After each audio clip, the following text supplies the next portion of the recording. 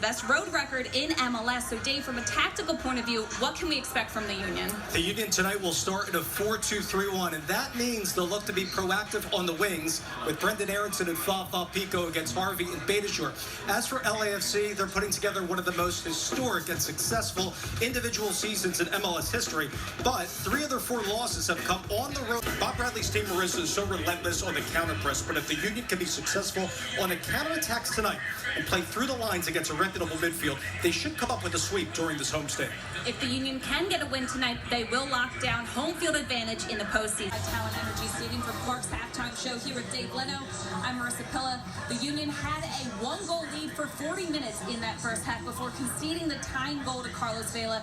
Dave, what was working for the Union before that tying goal? I thought the pace was advantageous for the club, in particular when they got to the wide areas with Fafa Pico and Brendan Aronson. I also think they've been doing a ton of running and two-way playing. We really have to compliment Kacper Shavilko, now scoring in 3 consecutive games, but also Harris Medunjanin.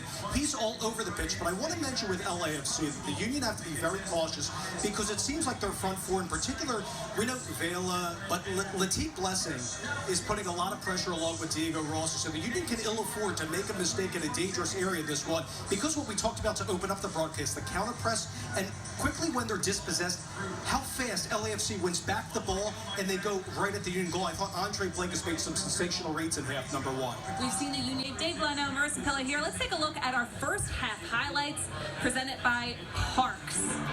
So it starts with a great distribution by Andre Blake out of the back. This is something that he's been working with Oka Nicolau and the coaching staff on. And look at the run by Alejandro Bedoya to get wide on Harvey here. And then you see that beautiful ball to Fafa Pico. Fafa going to pick his target here. And Kacper Shavilko with the stretch and the finish tied for the fastest goal this year. Shavilko's 14th goal overall. He scored in 3 straight games, 10 goals in the last 13 games. And we cannot overstate this enough, the amount of running that he's doing in this game. But we fast forward, Marissa, to the 22nd minute, and look at this beautiful ball from Vela to Rossi.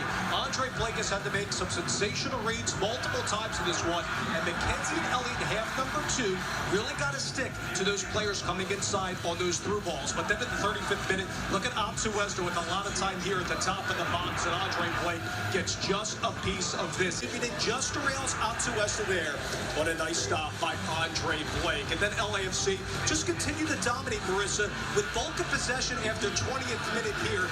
As you see at the top of the box again, Rossi, look at the speed and turn by Diego here. Picking this target here is going to find Marc-Anthony Kaye, goes off the crossbar, and who else? Carlos Vela at the doorstep there. Really didn't do the Union justice there in the 43rd minute for Vela's 28th goal. 6 goals in the last 5 games he's played. In half number 2, they really didn't mark Vela tightly because he and Rossi switched both sides in half number 1.